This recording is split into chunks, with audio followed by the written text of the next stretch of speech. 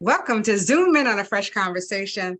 I am your host, Donna Gray Banks, and our guest tonight is author and illustrator Donald R. Simpson, who writes under the pen name D.R. Simpson. Donald specializes in fantasy, horror, and fiction. Donald's books currently are Another World's Chronicles, Nomadic Warriors series, and Between Fang, is it Fang and Claw? Is that right? Fang and Claw.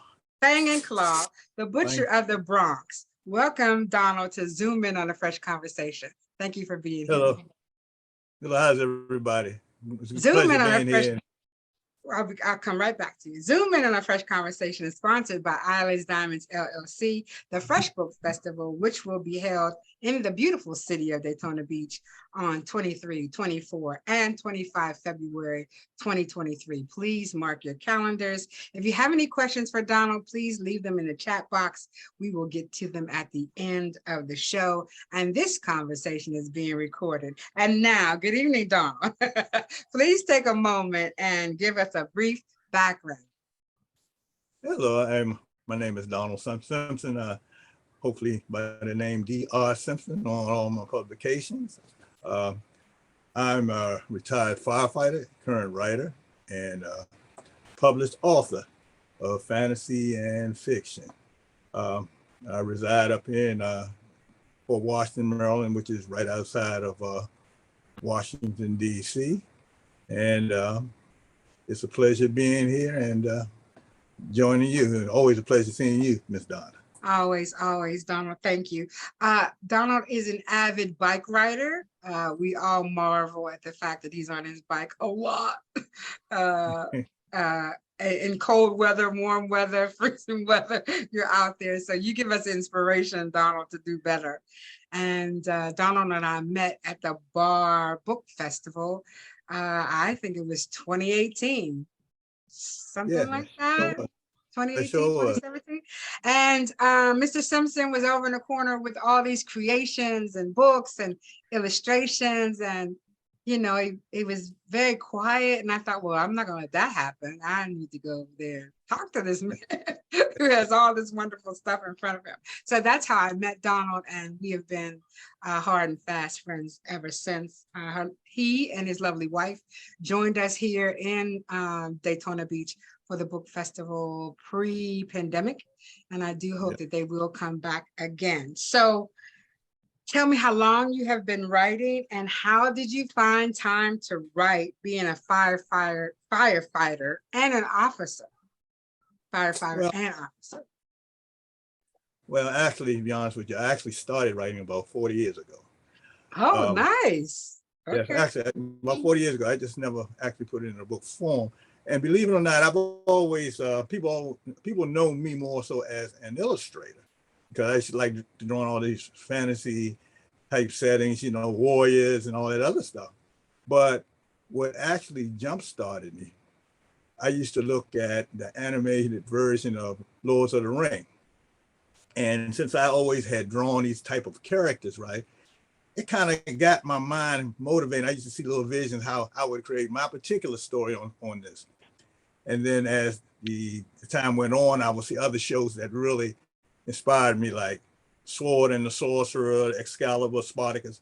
And from that point on, all the different drawings that I did, I would formulate them into like a story. And then I realized that all my artwork and all my drawings have always been driven by stories my stories have always drove these artwork. And I just realized it when I got to a certain point, a certain age. And then I became a little bit more focused. So were you always, or were you always a drawer? I mean, is a drawer the right word? A person who draws from like very young, or okay. Oh, I've been an illustrator since I was 6.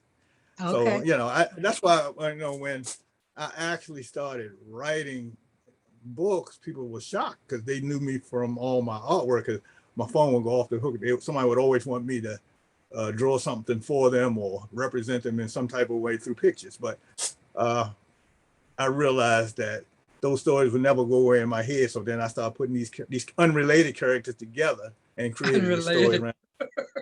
Yeah, they were unrelated. One didn't have nothing to do with the other, but it was pretty cool when I decided to hook them all up. So now you do not write 100-page novels. You know, your novels are usually 300 pages, right? On an average, right? And so tell me how it is. You gave us some background on your fantasy, horror, and fiction, but how did you see us? And are these characters projected as us, or are they really just characters out of your mind? In other words, are there any Black characters in there that we would look at and say, oh, that's a Black character, that's a Black character? Or are they just all really Star Wars in your mind? Well, the one thing that I really noticed that it wasn't a lot of us involved in the world of fantasy, to be honest with you. Right. And in watching these things, we tend to be categorized in one genre most of the time. Right. So I realized that whenever we do something, it's always a Black show, a Black movie, a Black this, a Black that. But in the world of fantasy, you have a very diverse worldwide audience. So as a Black writer or Black man trying to really get into that field, what I try to do is give everyone someone to root for. Okay. But my main character looks like me. Okay. And I build the plot of the story around that one character.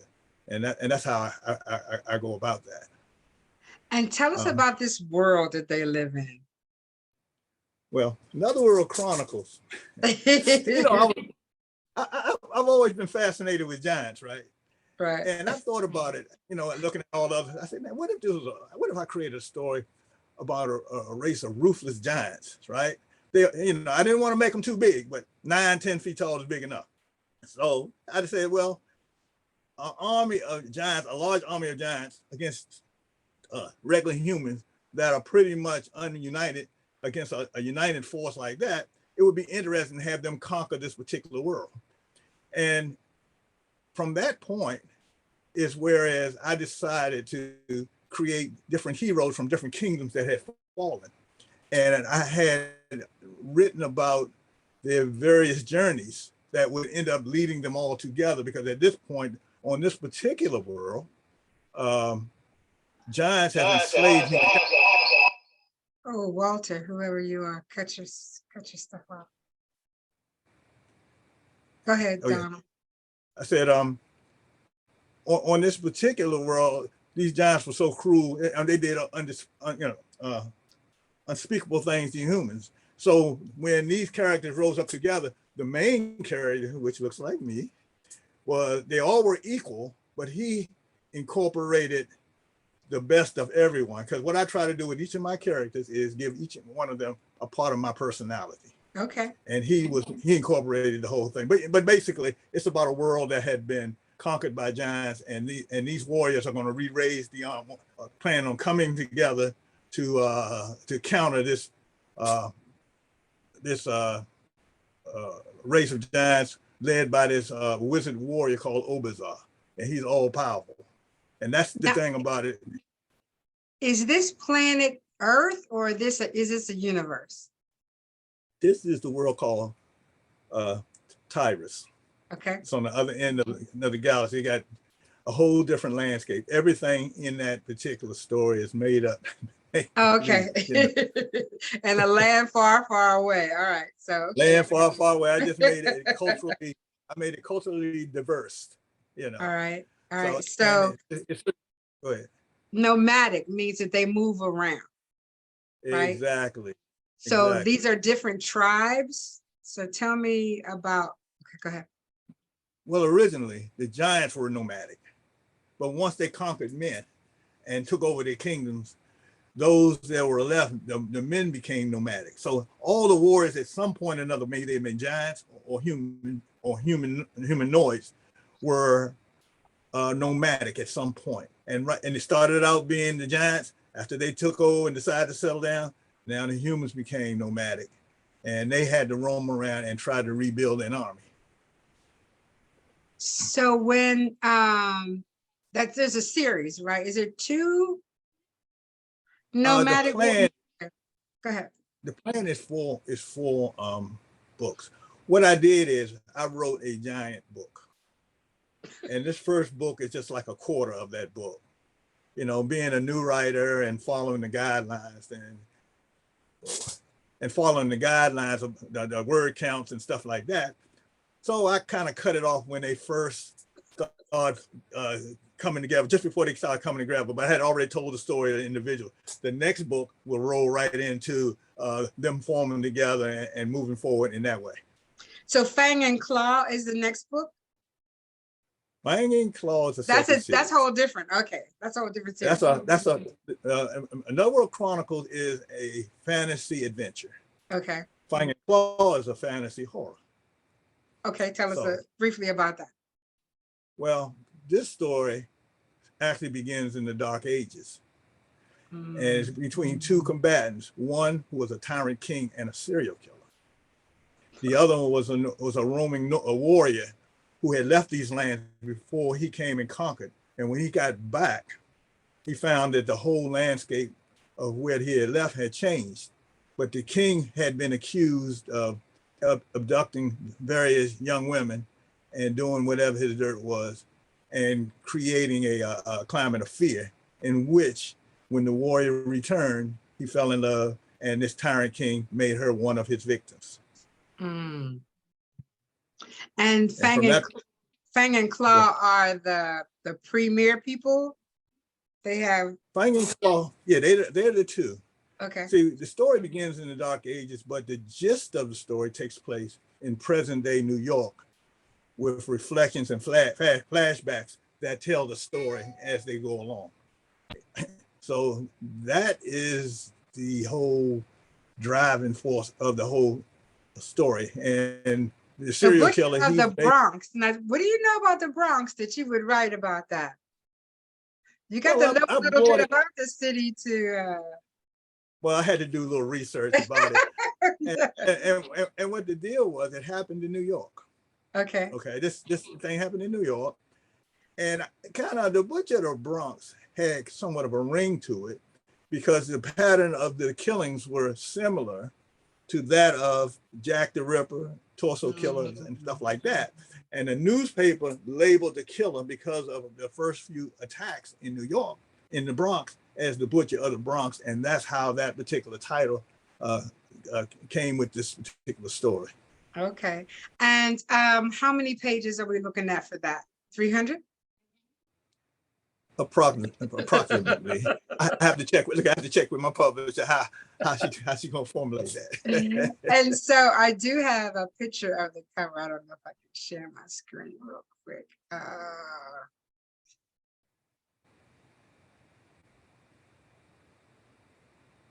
Here is the new cover, everyone. Release date 11/15/22. Hopefully, you might be pushed back a week or two because publishing right now is hard for many reasons. Paper, distribution, you name it.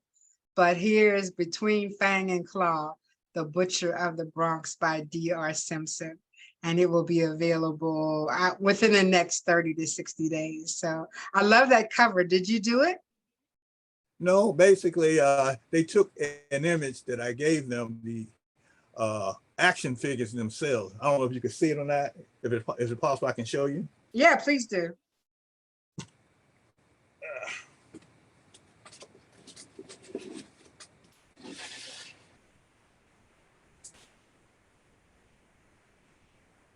Yeah, everyone sees it?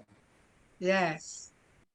And the purpose of me making those characters are to help bring the story to life and to help, basically promote and market it. So I figured that if you have some idea of what you're reading about, it might draw, extended interest. Plus, be honest with you, when I make stuff like that, it helps fuel my mind and the story. It kind of puts me there. So tell me how you write. Do you write in an outline? Do you write in chapters? Do you write in scenes? How do you put all that stuff together? It depends on which story I'm working on. Okay. Some stories I write from back to front. In fact, most of my stories from back to front, especially since the majority of these type stories has a lot of twists and turns. And I find that if you start kind of like in the beginning, no matter how you do it, a lot of times it don't line up how I envision the end of the story. So I kind of like always start from the back, but I always have a middle and a beginning. It's just a matter of making sure everything forms into place. See, action scenes are easy for me. It's character development is the thing that I focus on to make the character, make you want to continue to read. Because you can write up an action scene and people can get into that. You want to make those characters, I want you to be attached to my characters. So you'll cry if they die and you rejoice when they have. Yeah. So one of the questions in the chat room is, who's your target audience? And I would say that if you know anything about the fantasy world, there is Comic-Con, there is, I mean, how many of those big organizations are there? 2 or 3 who have these huge weekend festivals where they come dressed as characters, right? Right. And so his target audience is to be a part of that Comic-Con, that fantasy world. I was in Atlanta during Comic-Con one weekend, and it's amazing the money that they spend to look like a character, like somebody would want to look like Fang or Claw, right? And so how do you target, I guess that's our question, how do you target those people? And have we even scratched the surface of doing that yet? I haven't scratched the surface. They are my target audience. It's that I'm focused on trying to complete the actual series so I can promote a whole storyline. Okay. Now, that may all change with a particular book, Between Fang and Claw, because my first book is self-published. But this book here, you know, with the help of Ladero Press, you know, I have another set of eyes, right. Other opinions, you know, people that know what they're doing to help me create the best story that I can create on top of what I've written. And I'm very happy and thankful for them, or Ladero Press LD, for really supporting and showing interest and, you know, helping guide me. I think that most of people who have that fantasy genre actually have characters. So I guess the next thing you have to look at is to find, you know, who can make you that character and who you're going to put in it to travel with you. That would be fun, you know, just to have them around walking and directing people to your table, a Fang and a Claw, right? But, you know, we'll look at that down the. That's a good idea. Yeah, I mean, you know, listen, I think that that would be a way to just bring people to your table. If you're in a big arena like that, I think those Comic-Cons are in huge centers. And so you would need people to come to your, but anyway, that's, you know, that's down the road. Just but I like what you said. Look at, you might have struck again. Just something to think about. You probably got a nephew, 2 nephews somewhere you can throw in the costume. I got people who would more than my daughter would love to put on one of those costumes. Right. And so if you're at just an outdoor festival there locally, right? If you had a Fang and a Claw just to go out and, you know, show people the book and take them back to your booth, yeah, that would be something really to do. Yeah, I would do something like that too. So yeah, I understand your daughter would do that. And so let's talk about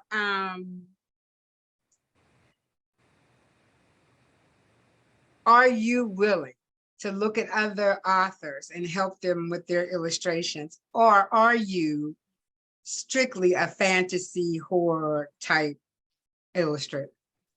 Do you do other things? Oh, I do a lot of other things. You know, if someone asked me, you know, I would do, you know, if they requested it. I try not to focus too much on the artwork because that's natural. Right now, I got a lot of work trying to perfect my writing abilities and literary skills. And that's probably the only thing that kind of delays me into really jumping full-fledged into artwork right now, because I know I can draw. I know I can do different art stuff, but am I reaching audiences once my book hit the market? Absolutely. That's what I'm more concerned with right at this point. You want to be laser focused on the product of being an author. I understand that. I do Yes. understand that. And so when That- you're, let's get to your animated characters. I thought they were, I mean, they're so clear and so distinct. How did that happen? How did you wake up and say, oh, I want to make characters?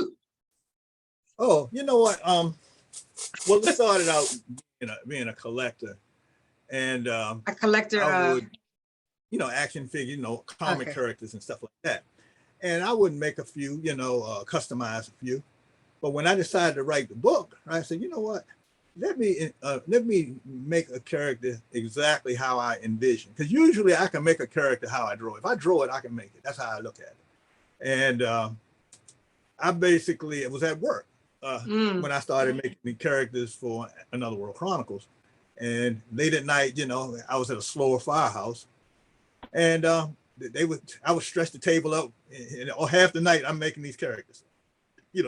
People were amazed by them because it takes time. I have to use putty and paint them, and then I got to sculpt them and all that other good stuff. And I found that when I do that, I'm actually on that world, because if I'm making a character, I'm seeing the world around that character through their eyes. I do this character, and I'm actually becoming that individual as I make it, at least the personality aspect of it.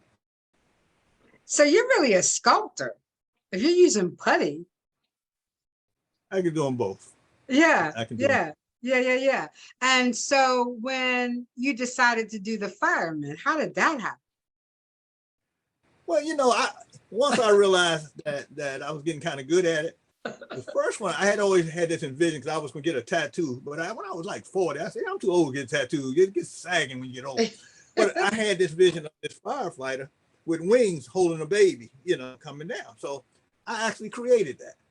And once I did that, then at that point, I feel that I could do about anything. But when people saw that, what the deal was, when I first published the book, somebody had saw some work I did, and they wanted a firefighter license. So it took Can me you about show 2 us years before I can could you do it. show us a piece other than Fang and Claw? How about that big old bear behind you? Oh, okay. Well, those are part of Another World Chronicles. I don't know how well y'all can see them, Can you pick but them up? we got two bears. Huh?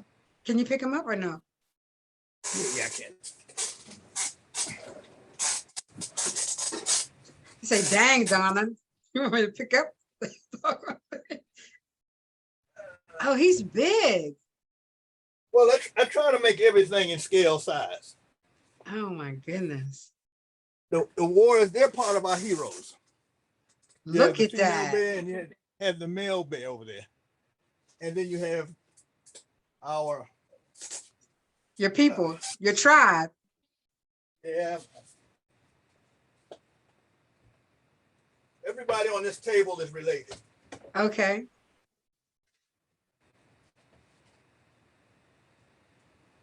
We have our band of warriors. Wow. And And how do you make their clothing? with putty. Really? And every hero have to have their main villain. Okay. Ah, he's ugly. Yeah. And what I did was, I can't really lift that up because it's Okay, that's a lot okay. to it. Yeah. I just made them so people could relate to. That represents an army that men fight in scale size. So that's the challenge that they have. Oh my goodness. And so you did the one with angels, okay. And then someone said, I'm a fireman, I want my own. Exactly. No firefighter is the same. I'll give you an example right here. This one right here is a female firefighter carrying a baby. And when you see that, right, they want their own personalized. They want their name on it, whatever clothing they have or whatever their name is. If I can, their hairstyle, whatever little thing I can do to make it more personalized, that's what I do for them. Now I was really impressed with the one that was entering a burning building, right? Didn't you have one? Well, Was that? yeah, usually when you see stuff like that, they're made for order. Yeah, that was a And once I specific make, one. I was going to ask you. Yeah. yeah, they made for order. In fact, just about all of them are made for order. That one right there happened. I made for a, uh, I made for a particular conference, and just random. But most of the ones that I post, they already sold or given to their client already. So I just post them as, hey, here's my work. That's how I do that. Oh, that's wonderful. The one in the burning building was really, yeah, poignant. I remember seeing it, thinking that it was probably someone paid to have that one made. Right. It was really, really nice. But how Oh yeah, they long did paid. it? Oh yeah, yeah, I'm sure they did. So the characters, tell me what time process it takes. Like if you were to Well, do Fang and Claw, how long is that? 3 days. 3 days? Yeah, man, and mostly that is I'm waiting the putty to dry to work with, stuff like that. About 3 days, because once I sculpt it, I'll sculpt it in one day, and then I wait for it to dry, and then I paint it and detail it. And that's the whole thing is the sculpting aspect, and even in that process, it's relatively slow, quick. I'm So, sorry. so you have, listen, those things are point, point. Do you use toothpicks or you have a special material that you use? I mean, what do you use to do that? Whatever shop, you was right on time with the first one. Sometimes I Oh, use a toothpick. really? Sometimes I use that long, what you call it, that kebab stick that you find in the grocery store. And then I may have a couple of little sculpting tools that I may use to touch it up. But for most part, it's all done by hand and like little teeny shop tools like that if I want to make exact points and details.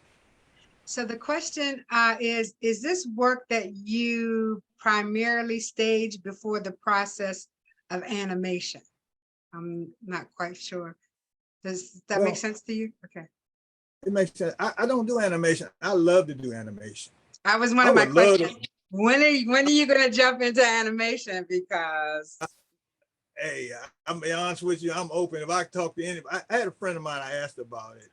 I'm trying to learn digital art.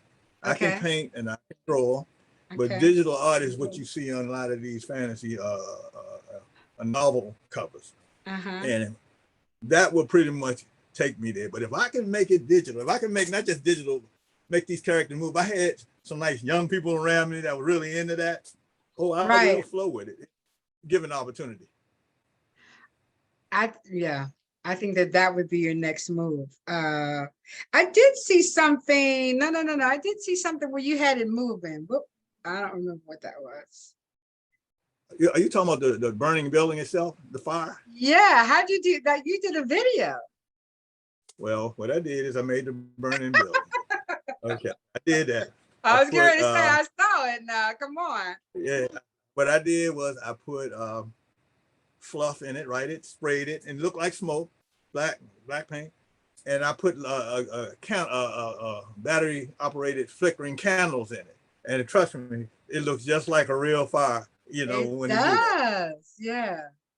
So you Yep. have the essence. You just have to get the technology to make that work for you.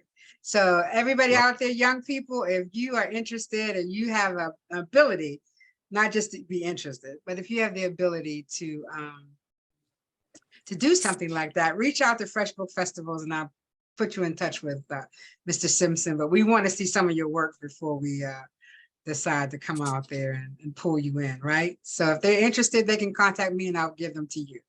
Because you can't do everything yourself. And that's something that we all have to learn, that we have God's gifts, but we don't have everybody else's gifts. Other people have gifts to share. So yeah, I think that's the next step. I love the burning building. So tell me about your workspace. Do you write and create in the same space where you're in now? I've seen you other times when you're outside. What's your preferred space to write? Well, there was a point where I would go to different parks, setting in front of the water and write, right? But I find that sometimes that can be distracting. Getting there, setting up, then it's time to go.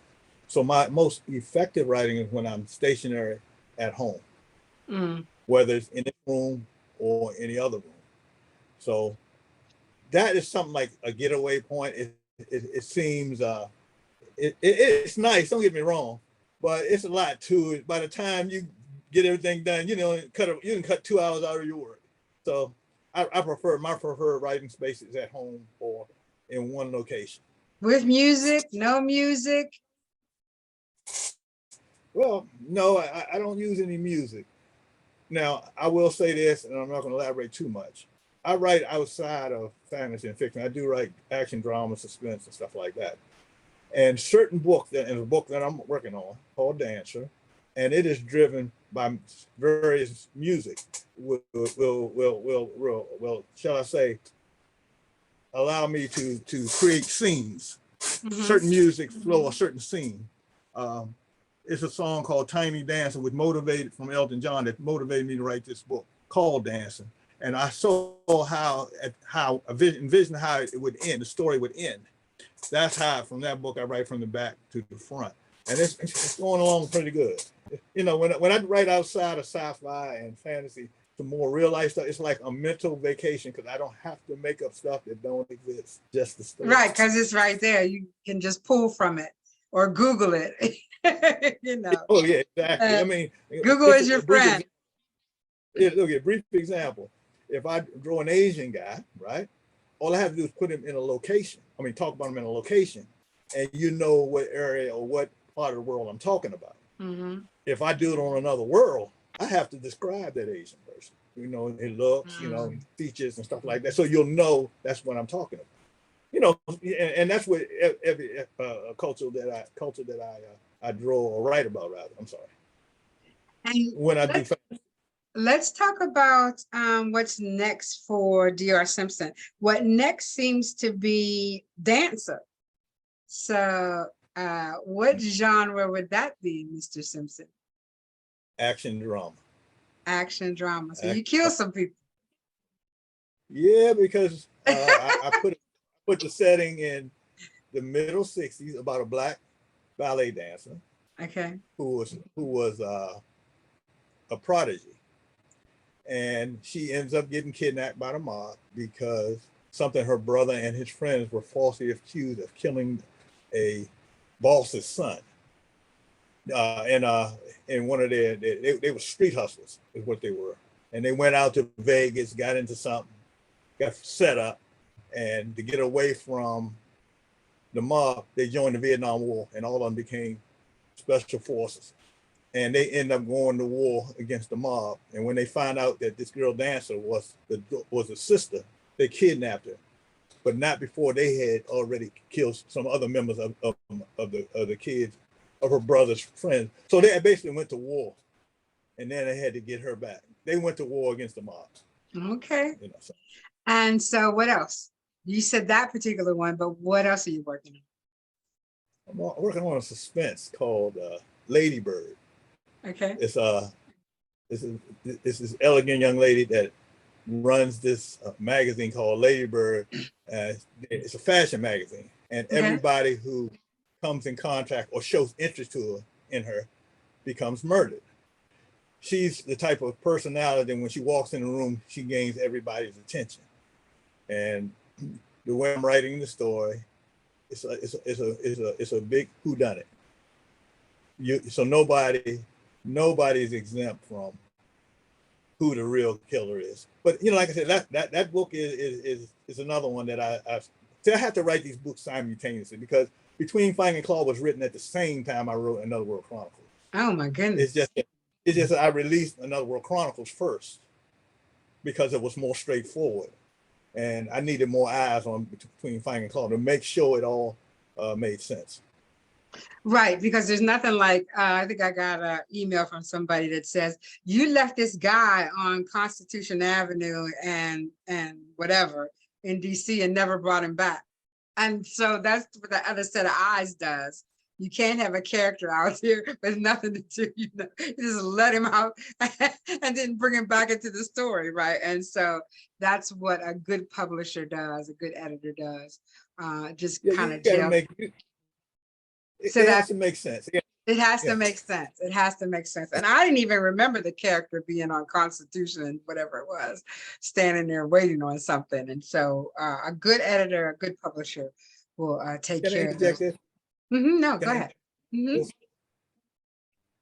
For me, one person's opinion represents 1,000 people.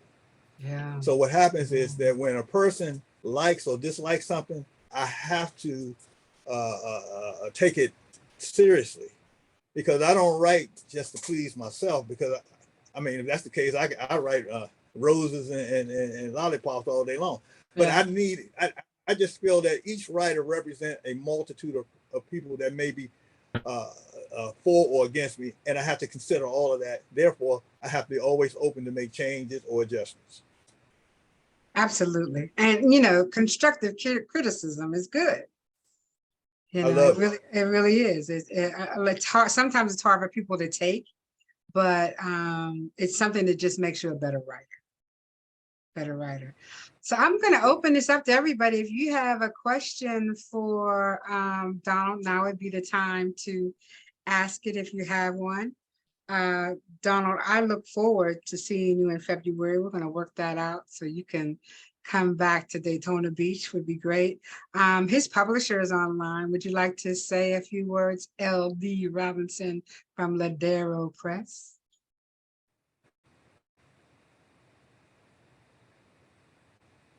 You have to, let me see, can I unmute you? Go ahead. I unmuted myself. Hello, everybody. Well, hi, Donna. I just want to say that we are thrilled to have Donald as our first fantasy book under Ladero Fiction. When you have a publishing company, if you know the story, I wasn't thinking of publishing a lot of books. I was just trying to publish my one book. But with the imprints, and you start seeing, you get recommendations for authors' books, and to find that we are publishing a fantasy novel written by a Black author is amazing. Is amazing to me. I never imagined such a thing. So we're glad to have him on board. I think people will be amazed at the fantasy horror.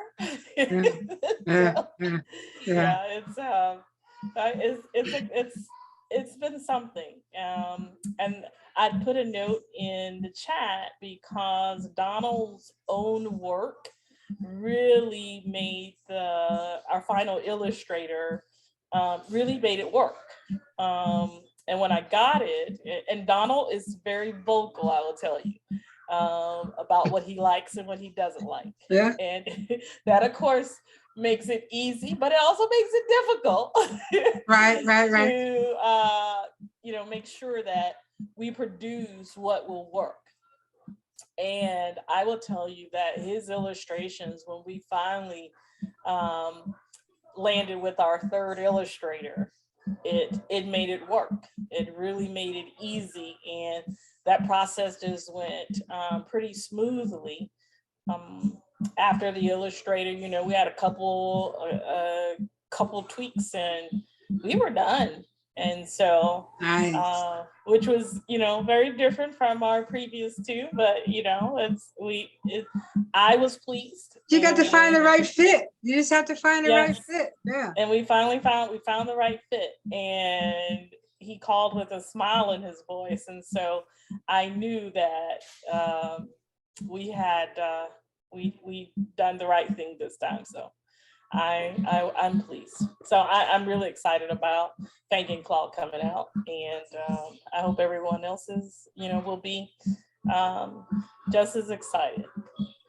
So everyone, it's L.D. Robinson with Ladero Press. She has Penda Press. She has Ladero Press, and we have one more, right? Ladero Design Works. Ladero Design Works. Right. And so everything it's like one-stop shop. Please go visit the website, and it's www.laderopress.com, or I don't know the other two. So go ahead, give it to us. www.pen2press. Is pen2press by ladero.com, laderodesignworks.com, and laderopress.com. Everything you need in one-stop shop. So thank you very much, LD. If no one else, hi Maurice, how you doing? If no one else has any questions for Donald, I will ask him for a pearl of wisdom. Before you close out, yes, Mr. Simpson. I have to identify myself. As you know, Okay. Simpson. Yes. Simpson, you notice a Simpson on that name. Yes. So this is my baby brother. Hi. He's much bigger than me, but he's still my brother, my little brother. I call him my little big brother. And you are Walter, or is I'm that Walter. just Yes, okay, Walter? Yes. Thanks for joining us. I just want to thank you guys, thank everyone for just coming out and supporting him. He's got a lot in his head, so much that when you get him talking, it's hard to cut him off, because if he go from one book to another, one storyline to another story, one character to another character. I don't know where he gets all that from, but all I can say is, just like he stole my height when he came as my little brother, I guess now he just stole my thoughts as well. But I'm not in his character. I'm not in his category. I have my own thing. But just thank God for him, and for each one of you that have come out. And I know more would have come out, but I'm looking for him to do great things. And I know with the support from everyone that's here on the line, and like I said, doesn't always don't always start with a big crowd, but I know when everything comes out, when people get a hold of his literature and everything he's doing, because as you can see, he's multi-talented. Well, Walter, this is not meant to be a big crowd.